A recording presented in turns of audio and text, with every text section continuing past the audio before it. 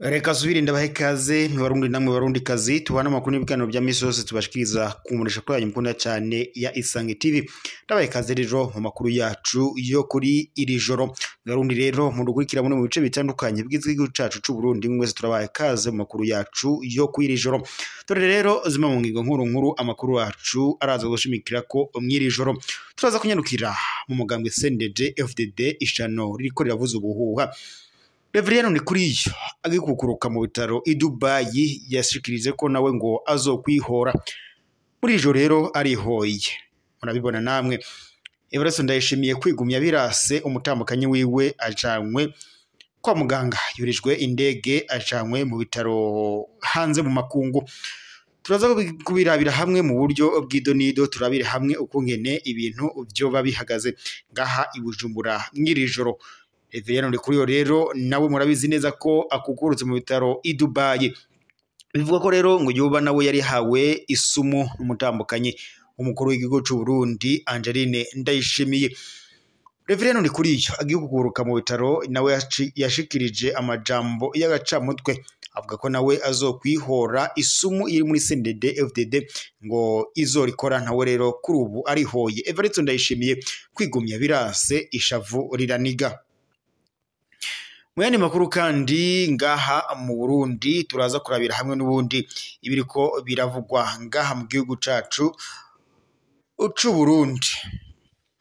Umutekano rero turaza kurabira hamwe ukungene mu mutekano bihagaze no kuba ngene impunzi zo muri Republika Iharanira Intwaro Rusange ya Kongo zirimo zirashika ngaha mu gihugu cacu c'u Burundi.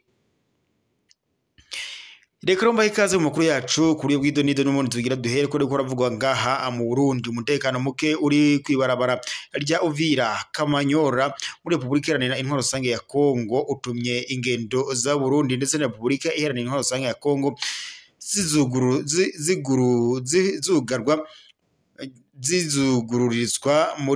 zizungururizwa nyene muri Tanzania ndetse no mu Rwanda maze ibiciro navyo ngo biraduga.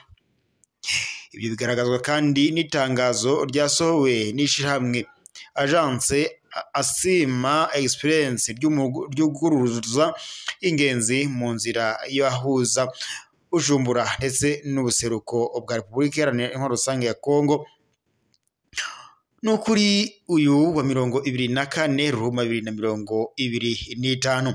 Muri iryo tangazo kandi iryo shirahamwe ryashikirije ko rihinduye inzira riheba guca ngo mu mupaka w'u Burundi maze rishima ngo kuja rirazunguruka guca Ikobero mu ntara ya Muyinga ku mupaka w'u Burundi na Tanzania ngo bagaca binjira mu Rwanda mu ntumbero yo kwirinda ingaruka ngo zozanana n'uwo mutekano muke muri Republika Iharanira Intwaro Rusange ya Kongo.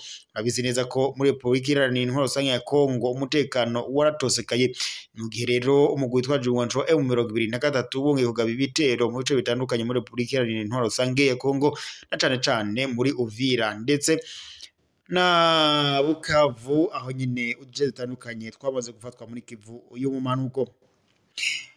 Iri tangazo rero ryatumye ivyo byose biba ndetse n'imipaka yugawe ica irimugwa.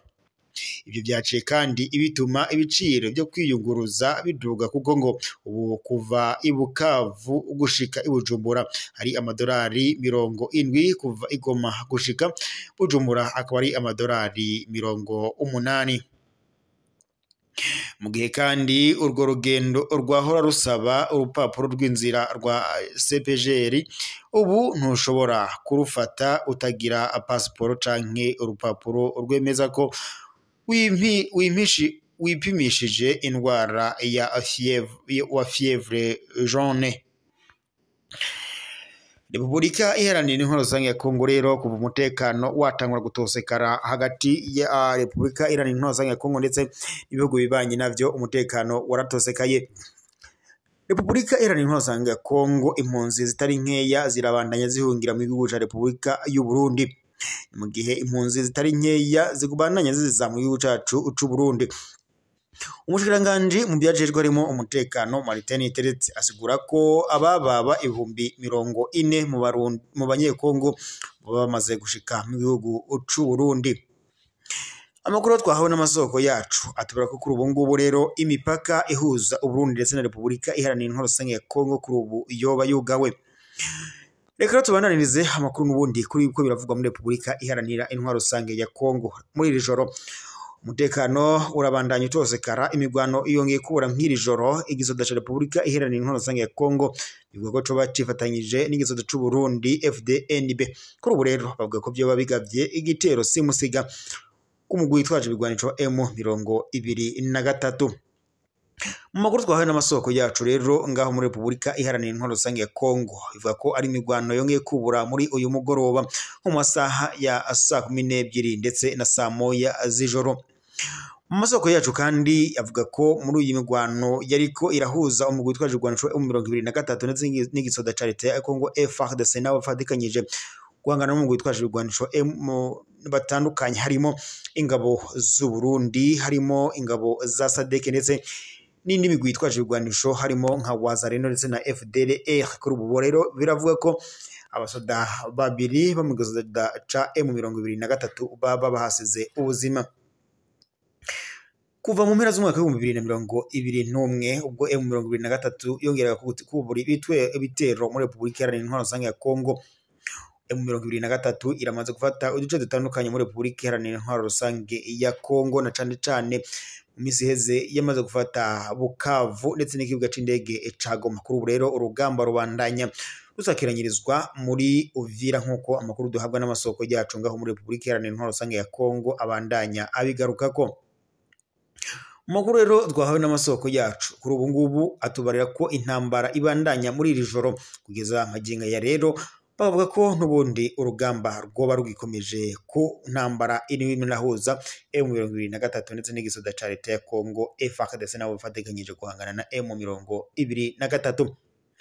Twibutsa ko kuva M23 yakongera kubura ingwano mu mpera z'umwaka wa 2021 Repubulika Iharanira Intwaro Rusange ya Kongo yagiriza leta y'u Rwanda kariyo ifatikanya n'umugwi witwaje ibigwanisho M23 guhungabanya umutekano muri Repubulika Iharanira Intwaro Rusange ya Kongo, na cane cane mu buseruko bwa Repubulika Iharanira Intwaro Rusange ya Kongo. Gusa ku rundi ruhande leta y'u Rwanda iyobowe na Perezida Nyakubahwa Paul Kagame bahakana ibi byose bivuye inyuma, bakavuga ko ataho bahuriye n'umugwi witwaje ibigwanisho M23 wamugabisha ugaba ibitero muri Repubulika Iharanira Intwaro Rusange ya Kongo. Ku rundi ruhande kandi leta y'u Rwanda yagiriza Repubulika Iharanira Intwaro Rusange nayo ya Kongo nayo nyene gufatikanya n'umugwi witwaje ibigwanisho FDLR mu guhungabanya umutekano w'u Rwanda. Se nivyo gusa kandi umugwi wa M23 umugwi wa FDLR nyene wagirizwa kufatikanya n'igisoda ca leta ya Kongo FARDC.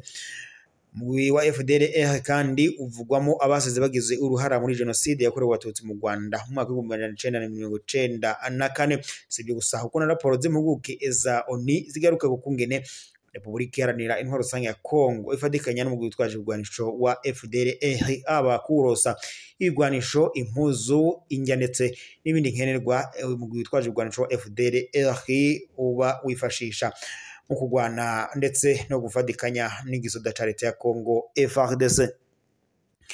Mu minsi iheze ubwo inama y'abagize umuryango w'ubumwe bw'ibihugu by'umuryango wa Afrika yunze ubumwe bwo yaberaga muri Ethiopia, bagarutse ku mutekano wo mu buseruko bwa Repubulika Iharanira Intwaro Rusange ya Kongo ndetse n'uwo mu karere k'ibiyaga binini.